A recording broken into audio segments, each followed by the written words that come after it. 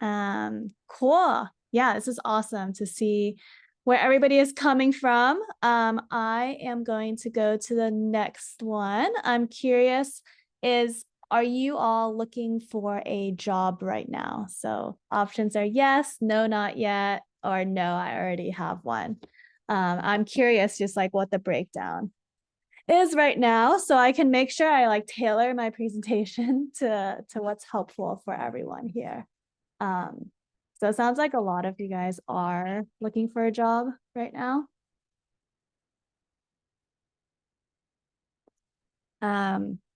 Or some already have one. So I think this presentation will be helpful regardless, because a lot of it is about like selling yourself. So you're gonna have to sell yourself regardless of whether you're on the job hunt or not. But I'll make sure to tailor it to those who already have a job as well. Okay, cool. Okay, let's move on to the final one. So if you've been looking for a job, how easy or difficult has it been? I don't want to sway the answers too much. I know that I've seen a lot of design roles, but I know it's the current like market is also a little crazy.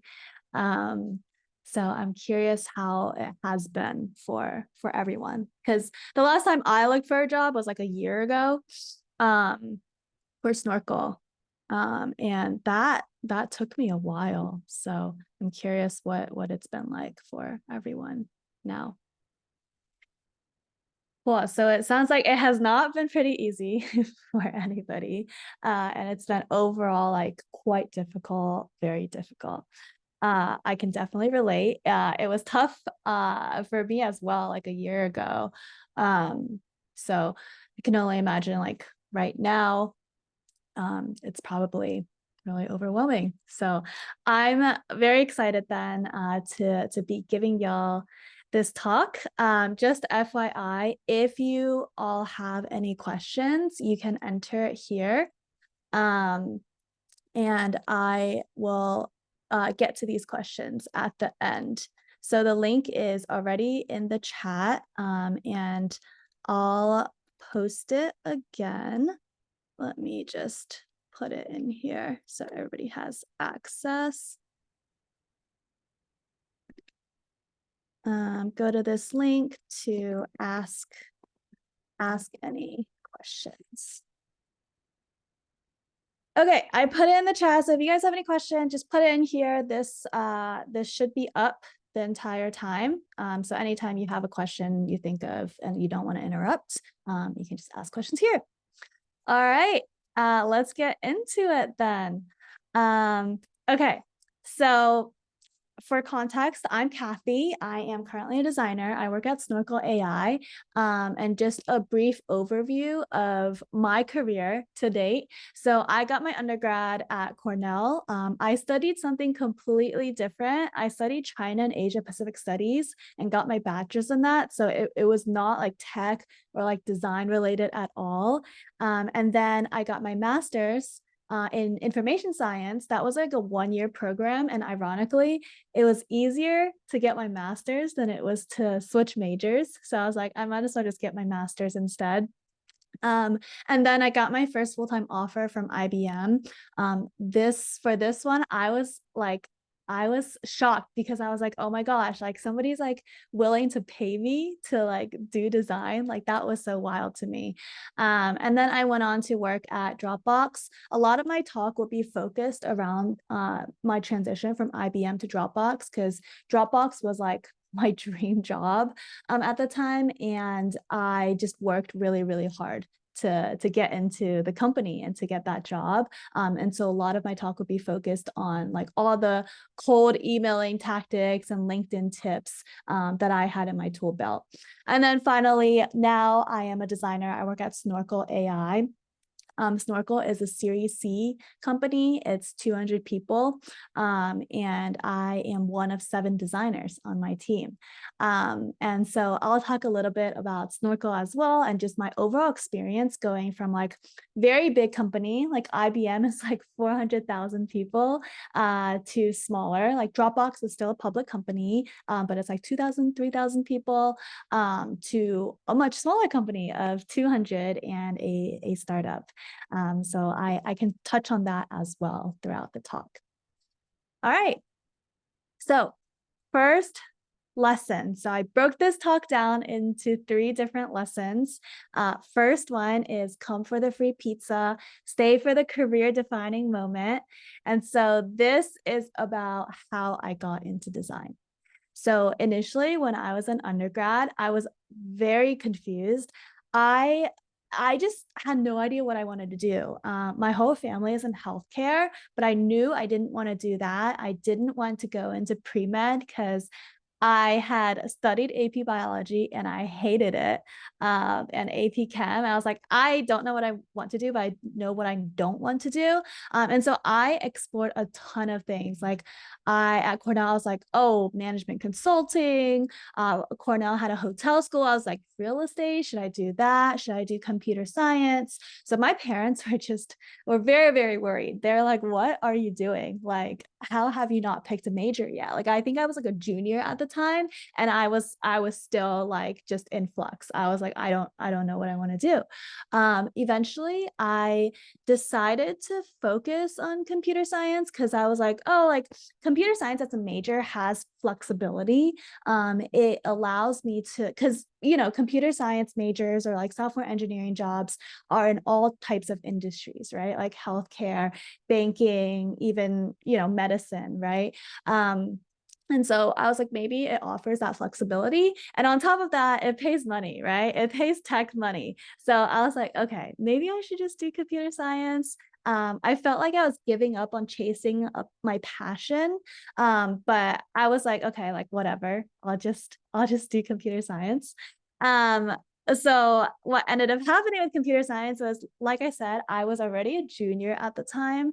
And so for some reason, I was hell bent on graduating on time. I think when you're in college, like when you're in school and you're surrounded by all your peers for 4 years, you want to be like on the same page as them, right? So like to me, it felt like it would really suck if my classmates, if my good friends were all graduating and I couldn't graduate at the same time. And so I was like, oh my gosh, like in order to graduate on time with a computer science major, I have to take like 5 CS classes in one semester. I only have 4 on here because I dropped one in the middle of the semester. But anyways, my grades were terrible. I had an overall 2.21 GPA for that semester.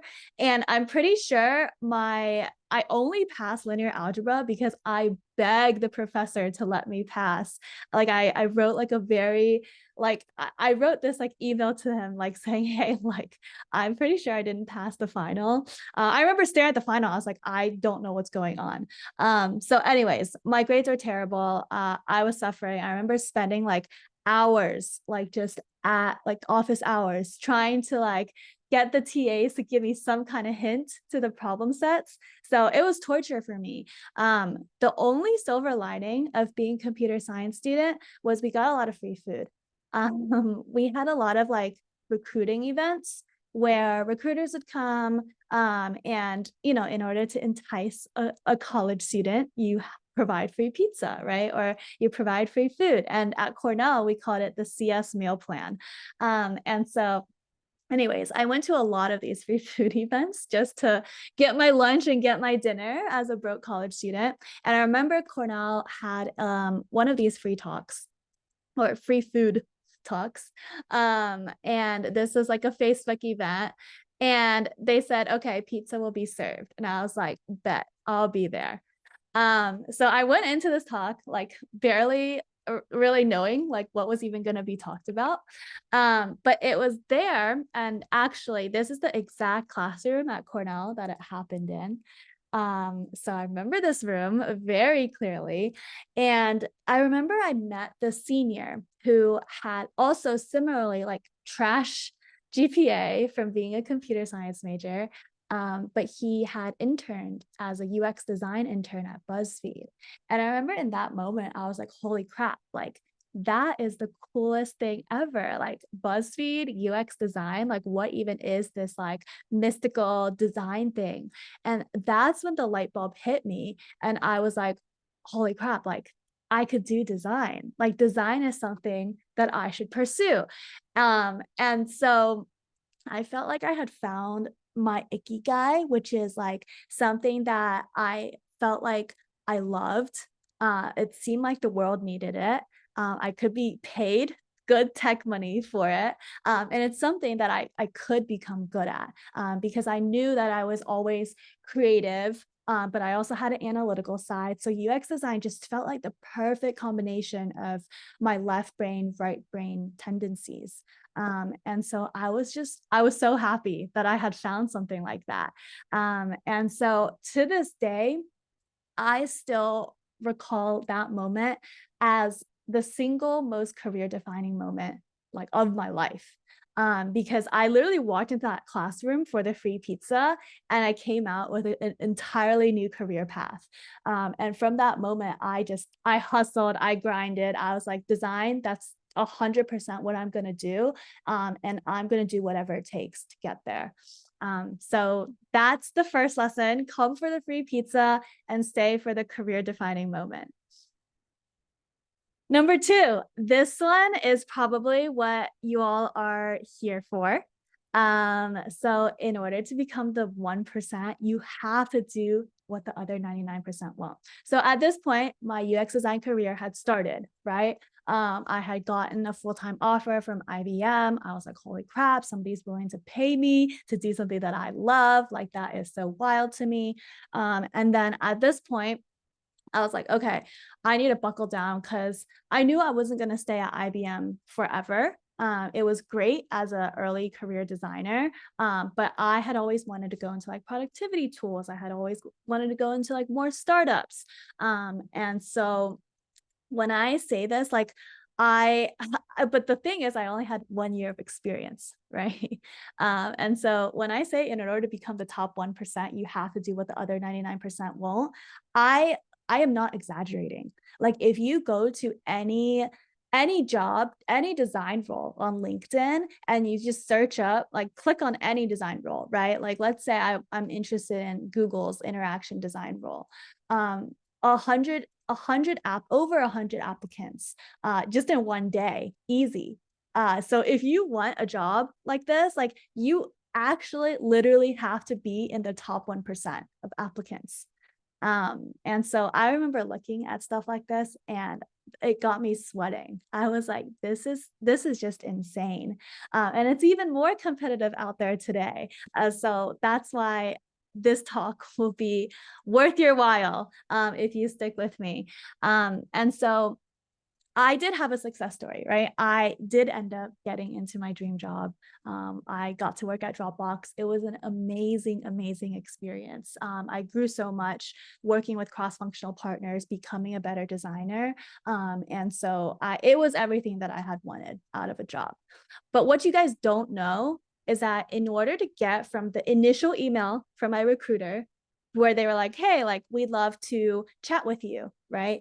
Going from there to like my actual offer, right? And signing that offer letter, if you look at the dates, it literally took a year, like going from October 2020 to September 2021. So what a lot of people don't realize is how much hard work goes into getting a job in design.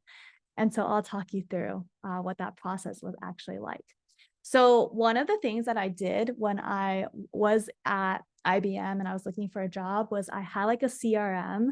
And so I made like a little, I made like a page for like all the conferences that I went to. So you can see like I went to a lot of conferences. And for like all these conferences, I also had like a running list of like the top companies that I was aiming for. And so this was really helpful. one of my strategies was I'm not going to mass apply or like spray and pray. I think is the saying. I just wanted to target like very specific companies. And so that was one of my tactics. And then I also did this thing where I wanted to like Facebook or Meta was also one of like the top companies that I really wanted to work at. And I remember like I literally like this is a Figma mock. Like I was like so driven to get a job there. I made like almost like a vision board of or like I was like, okay, like I want to like actually picture it, like manifest it, right? So that's how intense I was throughout this job search process. And so I had mentioned I was at IBM, right? I had a lot of things going against me at the time. I only had one year or a year and a half of experience in UX design, and all of the job descriptions were like, oh, 2 years, 4 years, 5+ years, right? It was a little demoralizing. I was like, damn, like nobody's hiring for like actual entry level designers. And then on top of that, IBM like is it's a larger company and it's like one of the older companies at that. And so I think one thing that I had going against me was people from startups or people at smaller companies were concerned that I was not used to working at a fast pace or that I was like used to working at like the IBM like pace. And so that was also something that I actively had to like work against. And then finally, I think a lot of y'all can relate. I looking for a job in and of itself is a full-time job. And so I was working at IBM and I was looking for a new job. And so it felt like just really chaotic. So I know a lot of y'all are students, like you probably feel like, oh, like I have my classes, like I have to do my coursework, but at the same time, I have to look for a job. So you're like balancing a lot of things and a lot of competing priorities. And so it's really tough. And so my first piece of advice is a comfort zone is a beautiful place, but nothing ever grows there. So I had a lot of things going against me. But what I really had to fight for is I really, really had to force myself to go to conferences. I knew that at the conferences is where all the hiring managers, all the recruiters were.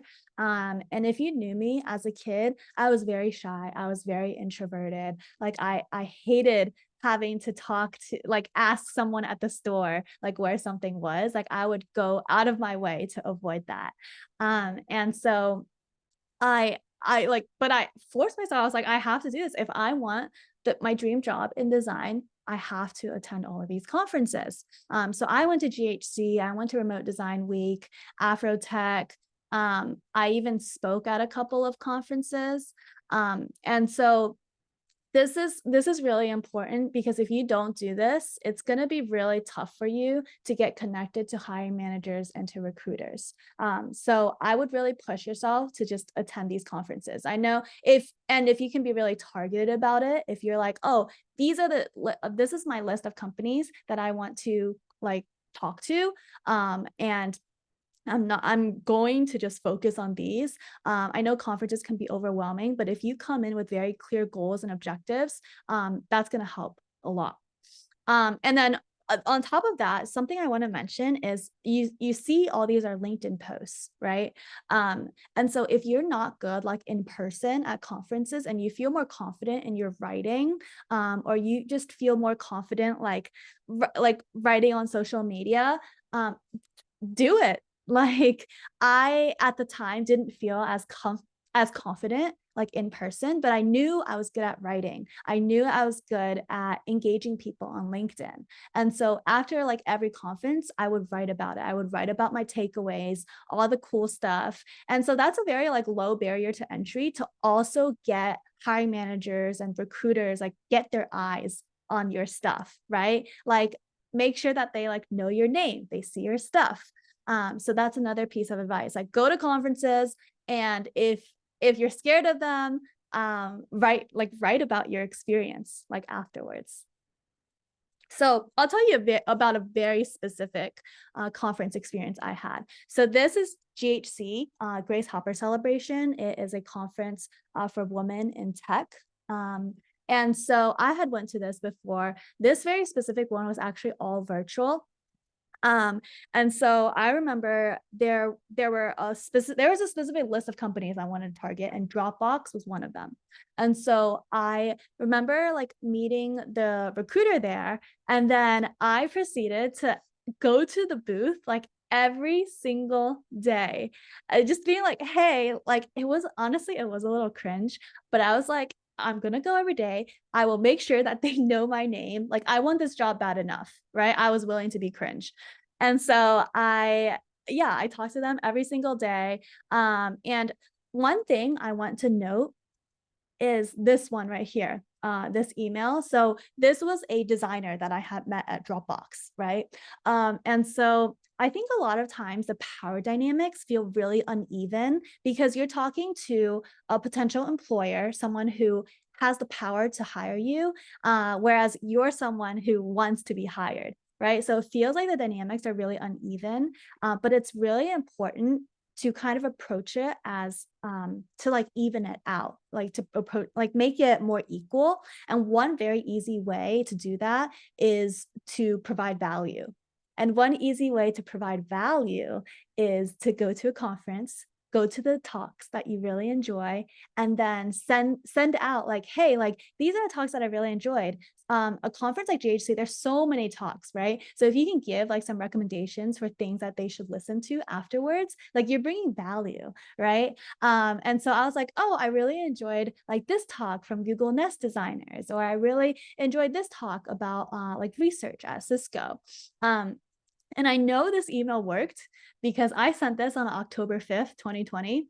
The same day, later that afternoon, I got an email from my recruiter saying, hey, like, we want to chat with you. And so I was like, holy crap, like it worked. Going to the conference, showing up every single day, constantly pestering them with emails, but like high quality emails. It worked. And so I was so excited, y'all. Like I was like, yes, I have an in. I have been given an opportunity, right? And so that was incredibly exciting and rewarding for me. So again, get out of your comfort zone, y'all. Like go to these conferences, show up every day, like be willing to be cringe. It pays off. That's something that the top 1% do and the 99% don't. Number two, always try to get rejected by a human. So basically, how I got interviews, like people ask me like, how did you even like get your initial interviews? First, beefing up my LinkedIn presence. So with like, I got interviews from Disney, Palantir, Atlassian, and Asana by just through link, like these, they reached out to me. And I'm pretty sure the reason they reached out to me is because of my posts on LinkedIn. I think because I posted, I had more engagement. And so my profile would show up higher on the list when they were looking for potential candidates, right? And so these are companies that actually reached out to me on LinkedIn or on like via email. Attend conferences, right? And so if you're attending these conferences, like these companies are going to be there, the big ones, right? So Dropbox, Meta, LinkedIn. Like I got interviews from these companies because I attended the conferences. I went to the booths. I made it known that I'm interested in a job there, in a design role there, and I got interviews that way. Reach out when you see a LinkedIn post. I'll talk about this more later, but basically when hiring managers post on LinkedIn, like, hey, like we're hiring for this design role, Microsoft did this, and I reached out immediately and I got an interview that way. And finally, cold email. I'll talk about this later as well, but do not underestimate the power of a good cold email. Emphasis on good, because I see a lot of bad cold emails out there. But if you can send a good one, like it can get you interviews. I'm serious. I got interviews from Google and Slack this way.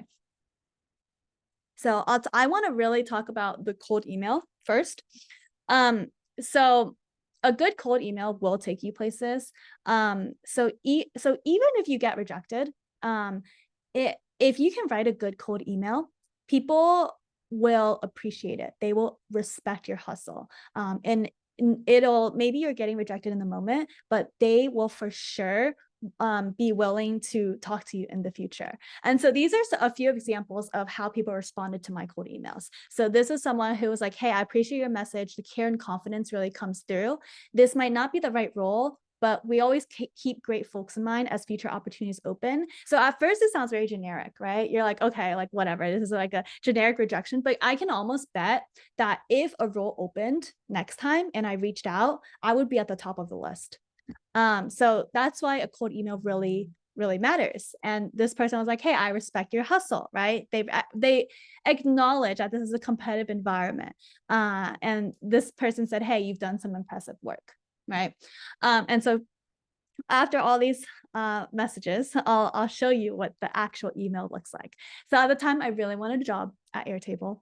And so the first thing that I want to highlight is this. So when you are talking about yourself, you essentially want to do 3 bullet points. Why 3? Because humans think in threes. It's like a psychological concept. It's easy to digest. So I would highly recommend just doing 3 bullet points, no more, no less. And then the other thing is every single bullet point better be specific to you and you only. I see a lot of cold emails or like resumes where product designers are like, oh, like I worked with cross-functional partners and I did research. Like anybody can say that, right? And so that's what makes it bad. Like this, where I'm like, I designed the first Watson feature that was approved for IBM's public cloud. Like the only person in the world who can say that is me. And that's why it's impressive.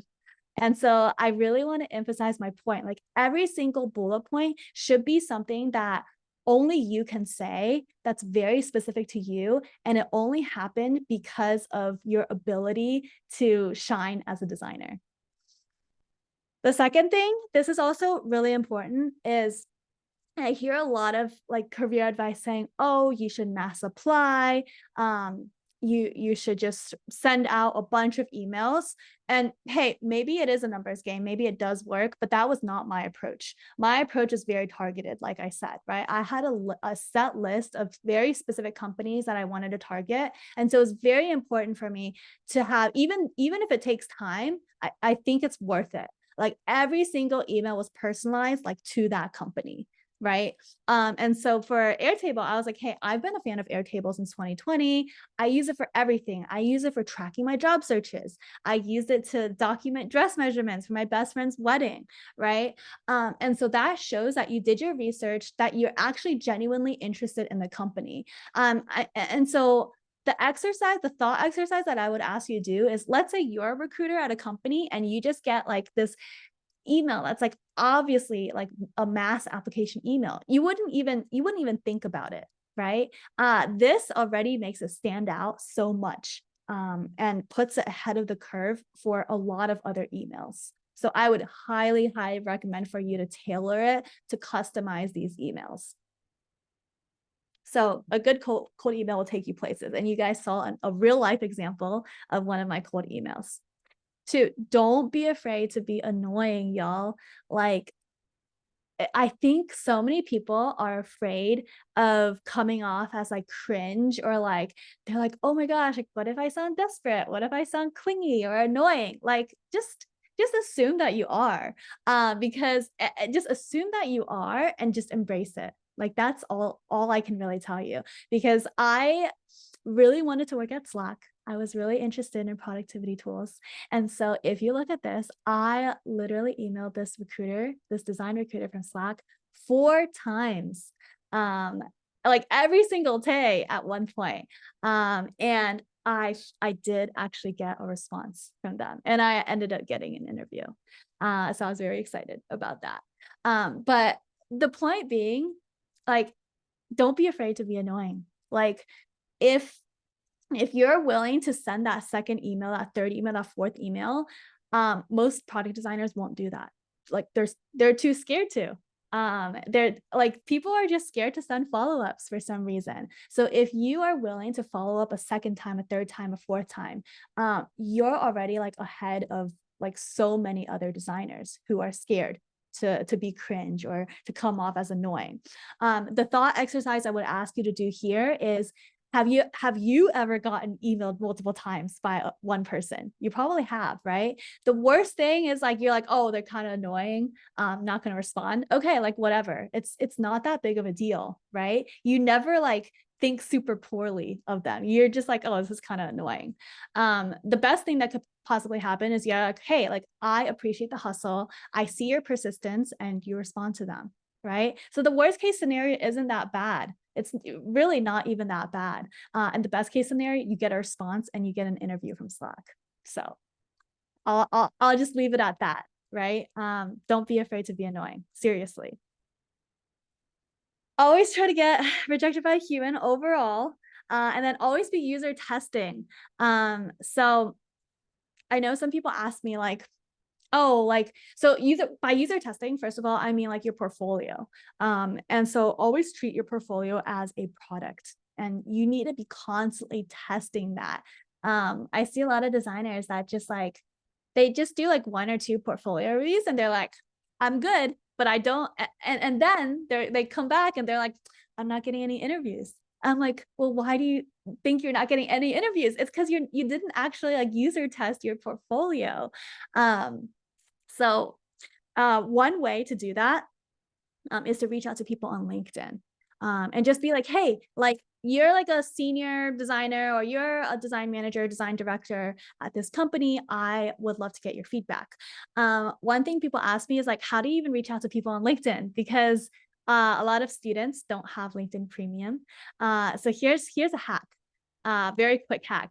So a lot of LinkedIn employees actually have 6-month LinkedIn Premium subscriptions that they can give away. And so a lot of them don't publicly advertise it, but I'm just going to tell you right here, if you reached out to any LinkedIn employee, I always like reach out to like, I don't know, a couple. If you reach out to any LinkedIn employee and you just ask like, hey, I'm looking for a job. It's really tough out here in this market for designers. I would love to get a 6-month like LinkedIn Premium career. Almost always they will be like, yes, and they'll just give it to you.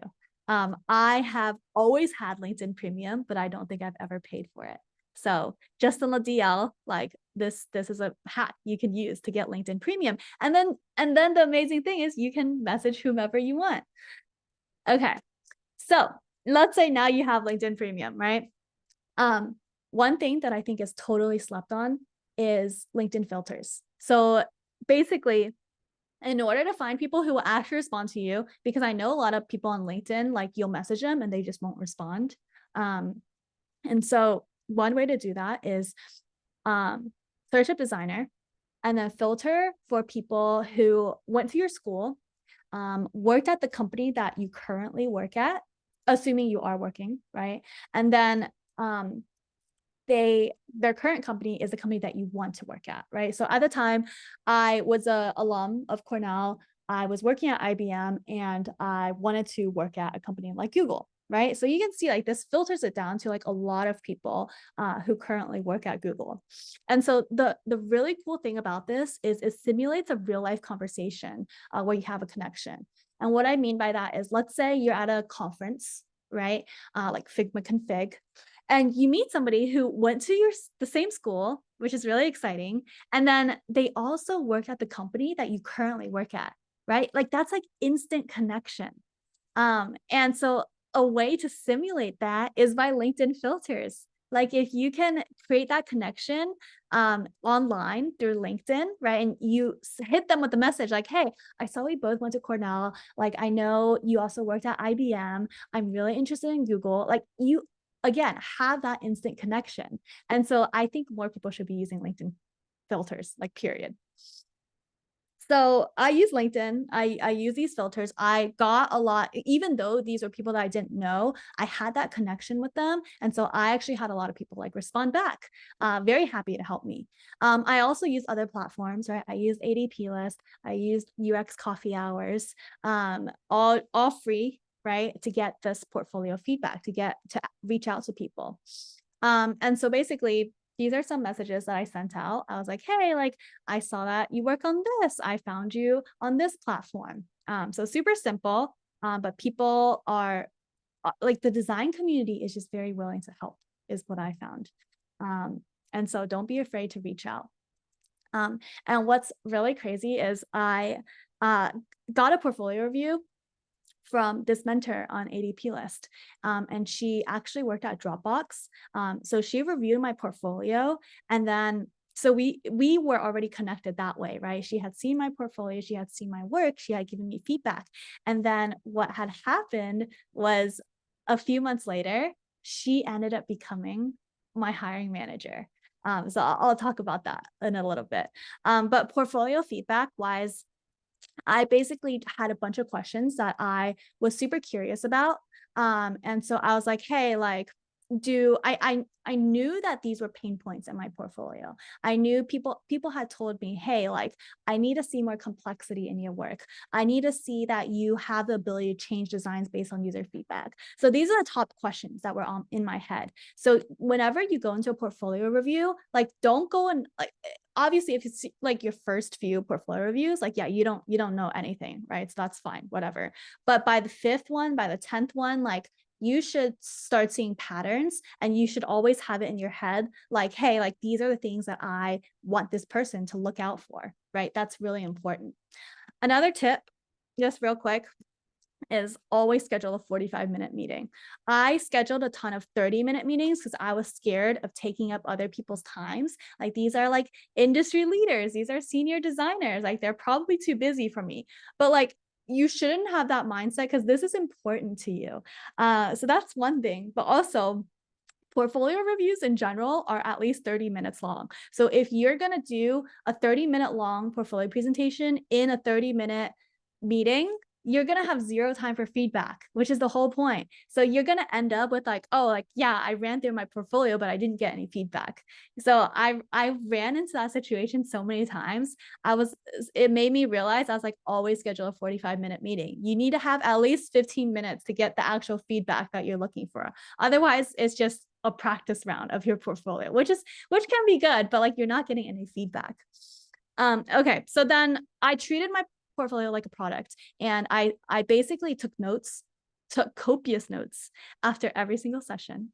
And I was like, okay, like, these are the things that I did well. I highlighted in green. These are things that I can work on. I synthesized it just like I would like a user research project, right? And you guys, like, I must have gone through at least 40 portfolio reviews, like 40 portfolio reviews before I got to a point where I was like, okay, like, I'm good.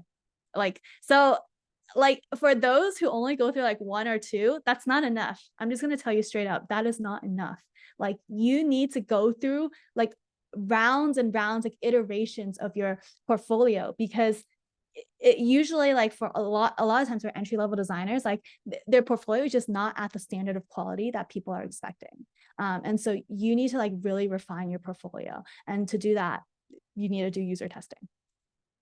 Okay, so going back to this person, she was a mentor on ADP list, right? And she was also working at Dropbox. So she actually reviewed my portfolio like a few months ago.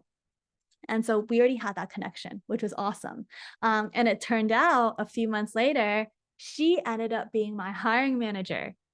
So she was the one who posted on LinkedIn saying, hey, like, we're hiring for a product designer. And so literally through this user testing, I actually, like, quite literally got a job because I was testing my portfolio. So I cannot emphasize the like the value that testing your portfolio brings. Because one, it makes you more confident. It helps you get your portfolio better and better. And two, the people that you're meeting, like, do not underestimate, like, the people that you're meeting, these industry leaders, these design managers, design directors, like, these could be the very people that are hiring you for your next job. Like, these could potentially be your next managers. So even if you're like, oh, I don't want to user test my portfolio, I think it's perfect. Like, even if you're at that point, like, go, like, talk to people, because these people could be your next manager, could be your next, like, the next person that hires you. So always be user testing, and then timing can be everything. And so I remember I had really want to work at Dropbox. I searched up design manager and design director, and yeah, I proceeded to follow every single design manager that worked at Dropbox. And the reason behind that was because I wanted to make sure that I was the first to know every time a Dropbox manager or design manager dropped a role. Like I was obviously I was looking for jobs. So I was on LinkedIn every single day, as I'm sure a lot of you guys are. And so because I was following them, I would be the first to know or the first few to know if they dropped a design job. And so this quite literally happened when my hiring manager, when this design director dropped a job. I saw it like within the first like 10 minutes of her posting it. And I was like, oh my gosh, like mid-level, 2 years of experience. This is perfect for me. And so you bet I immediately went into my laptop. I started tapping. I started typing like a crazy person. I was like, okay, like I need to get this response out. So I messaged her immediately and I was like, hey, like this is why I'm a good fit. Would you be open to chatting? Right. Um, and this literally, this happened on September 11th, 2021. 4 days later, I got an offer from Dropbox. So it works. You just need to put yourself in a position where you can take advantage of the timing, because timing is so, so important. All right, so those are the lessons. In order to become the 1%, top 1%, you must do what the other 99% won't. Part of that is getting out of your comfort zone. Always try to get rejected by a human and not like a bot. A good cold email will take you places. Do not be afraid to be annoying. You just gotta suck it up, like just embrace being cringe and go out there, show up to the booths every day, send the emails every single day. That's going to set you apart. Always be user testing, treat your portfolio like it's a product and constantly iterate, and timing can be everything. So make sure you're putting yourself in a position, like make sure you're following these design managers, you're following these design directors, hiring managers, so that you can take advantage of the timing. Because in this market, you have to be the first to apply. Like there's no other option. And then finally, don't put all your eggs in one basket. So at Dropbox, I did end up getting laid off. So Dropbox reduced their workforce by 16%, meaning that they laid off 500 employees, and I was one of them. And so I remember when I got the email that I was getting laid off, I was like, holy crap, like I could not believe it was happening, because I was just really surprised. And I was also really freaking embarrassed because I was like, I had hyped up this job for so long. Like I posted on LinkedIn, I got the most engagement I had ever gotten. Like everybody knows that Dropbox is my dream company. I had only worked there for like a year and a half and I got laid off. And I was like, this is so embarrassing. But the thing is, I realized like you shouldn't put all your eggs in one basket. Like with these companies, it's really important to know that they're not the end all be all, right? And so I did have an amazing time at Dropbox. I still recommend the company to designers in general. But I learned that, you can't just solely rely on a job to be your identity. So I did end up going to Snorkel AI. I'm very happy there. Like the team is amazing. I've grown so much as a designer. I've seen the overall company grow from like 150 to like way over 200 people. And so I've learned a lot, like being at a startup and having more autonomy over my own projects. And I don't think I would have ever ended up here if I hadn't ironically gotten laid off from Dropbox, because I very much experienced the phenomenon of the golden handcuffs at Dropbox. I don't know if I would have ever left. I've gotten a chance to be part of this startup community where they do like 4-day retreats for founders who have exited or like it's their second time founding. And so I'm part of this like amazing community. I got to be a design advisor for their most recent retreat, or one of their more recent retreats. And so I never would have gotten to do this if I hadn't left Dropbox. And then outside of work, like I've been like starting to go do run clubs and do things that are outside of my comfort zone, and I've gotten a lot of value and like happiness out of it. So again, my point being, like, don't just depend your entire personality or your identity on like getting like a prestigious job, because I definitely did that at one point. And it completely just like killed my self-esteem at one point. So I would definitely encourage you all to yeah, not put all your eggs in one basket, especially in this economy. Like diversify your income. Like I've also gotten more into content creation, like going on LinkedIn, like posting on TikTok. So I would just encourage you all to diversify your income and just overall like diversify your interests. Like that's important. And I have a vision board. Like work is not like the only thing that I want to do, right? I have a lot of dreams. Like I want to like dance. I want to take more dance classes. I want to do like a triathlon in the future. I used to do competitive swimming. I want to give talks. I want to like volunteer at animal shelters. I want to travel. I want to be a content creator. In the future, like I want to have like a golden retriever and like a husky as dogs. So anyways, like my life is just very multifaceted, and it's important to like step back and have like a vision of what you want your life to be, and not just hinge on like one small part, which is like for me, like working at Dropbox, like at a prestigious like FANG company for a while. So this is my vision board. I feel like I've manifested like a lot of things from here in the past year. So a plug for vision boards. Like it's important to think about what you want your life to be like in a year, in 5 years. So don't put all your eggs in one basket. So first, come for the free pizza, stay for the career defining moment. In order to become the top 1%, you have to do what the other 99% won't. And don't put all your eggs in one basket. And that's it. So if you guys would be willing to fill out this feedback form on Tally, I would be so grateful, because I'm always trying to get better at this talk as I go. But yeah, I had a lot of fun talking. I know we have just a few more minutes, but I'm happy to take any questions. I will pause here. Thank you so much for those insights, Kathy. I think I learned so much today. I have never tried the 3 times emailing except once in college, but I think, seeing it was super nice. And also the other tips which you shared of, the amount of effort you took of first writing on LinkedIn just because you knew you like to write. And I think just going that extra mile each time really helped you. And I think it was a good insight for everybody who's out here starting their career today. And I hope they learned a lot. I believe that they've actually submitted questions via the link you provided in the chat earlier. So I think some questions have come in from there. Yes, let me.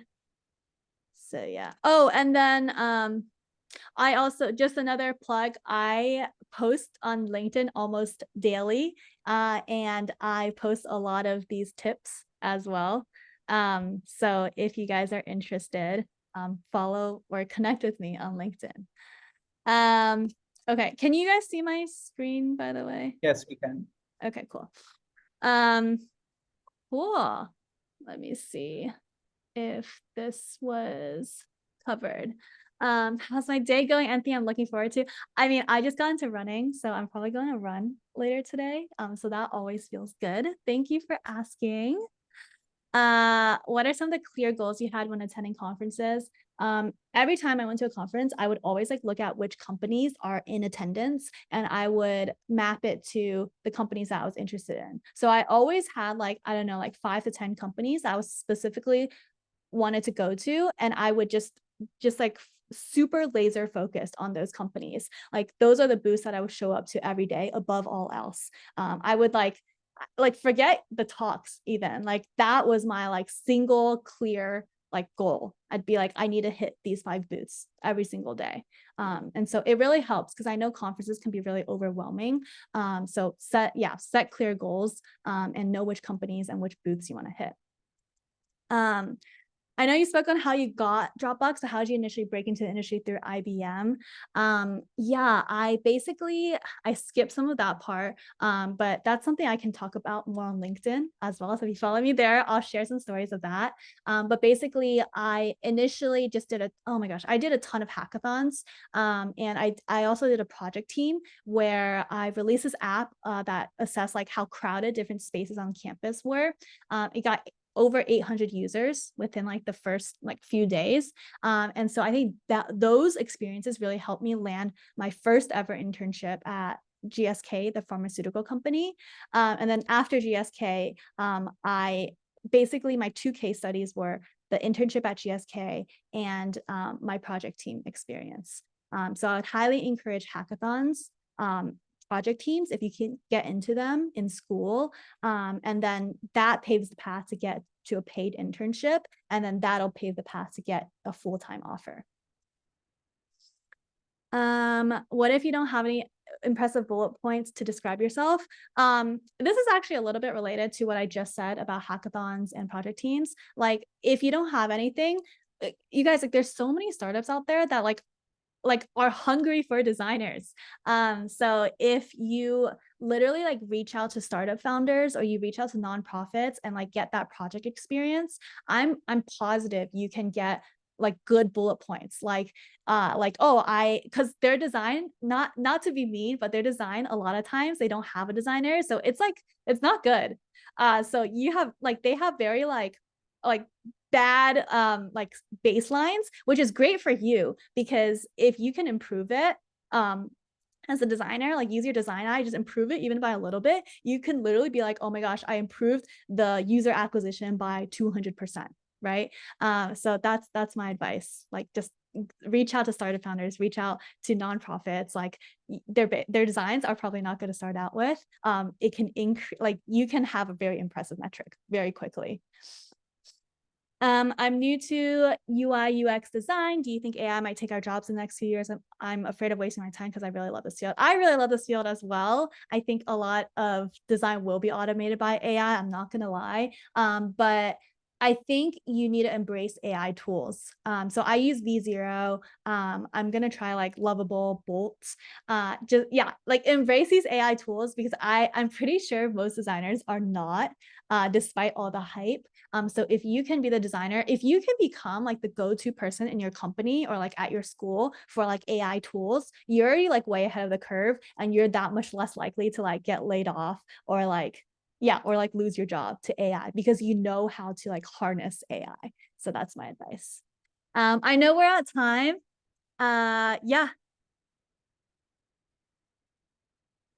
Not sure, how do you want to handle this? I know there's a bunch of other questions. One more question. I think we can answer one more question. For those who are just joining for Raymond's talk, we'll be starting with Raymond's talk in a minute. I think Raymond's already here. But I think there's one last question which I think we can answer, which came in. So I just want to, I know Ashwana asked it. Just how do you handle the job markets, especially for product design jobs? It's really hard, to get hired for targeted companies, is what she's mentioned. The market for product design jobs, I'd say I would actually repeat that advice that I gave earlier, which is there actually is a lot of like openings for design jobs. I don't know if they like publicly advertise it, but like startups, if you're just trying to get your foot in the door with design, a lot of like startups or like startup founders like are in need of design. Like, I'll give you an example. When I go to this run club in San Francisco called Founders Run Club, and everybody else, when they introduce themselves, they're either like a founder or an engineer. So when I went there and I was like, hey, I'm a designer, I'm a content creator, I got like swarmed. Like, I was talking to people nonstop because they wanted me to like do like contract work, or like they wanted eyes on their design, or to even give them feedback. Like, I think they were willing to pay just to get some design feedback because they were so hungry for that. Like, everybody on their team was engineers. So there's definitely a demand for it. You just have to find it. And so, if you reach out to me on LinkedIn, I know a bunch of like startup founders who are like looking for like even just like design advice. I can connect you. But also, that if you want to do it on your own and not rely on me, like, just reach out to founders, or like go to like these types of events, either virtually or like if you're in San Francisco, like there's so many founder events, like just go to them. And you will probably be swarmed if you tell them that you're a designer. Awesome. Thank you so much, Katie. There's a lot of, nice tips that you shared today. In fact, a lot of new things which I also learned. And, I even took a few screenshots for myself so I could, study some of your insights later. And I'm Yeah. definitely going to go ahead and maybe adopt a few myself. And I'm sure, I think a lot of the other designers on the call will as well. So thank you so much for coming in. Again, for everybody who is here, this talk is recorded, and we will be uploading the recording to YouTube. So you can always go ahead and, watch it again and go to your favorite parts. And do make sure to share your experience from today's talk on LinkedIn. Go ahead and tag Katie. Go ahead and talk about, the unique insights and the cool tips and tricks you learned. She spent so much time putting this together, and it would really help everybody to, learn more about the tips she's sharing. So share it with your network. Let other people also know the tips and tricks you learned today. And thank you so much for coming in. And if you want to learn more about the design job search, go ahead and hang on in for Raymond's talk. Raymond is right here, and he's going to be going ahead and be talking about the first step in your design job search. So definitely hang on in. And yeah, go ahead and fill out the feedback form as well, which Katie put in the chat. I'm going to now stop recording. Cool. Thank you so much, Katie.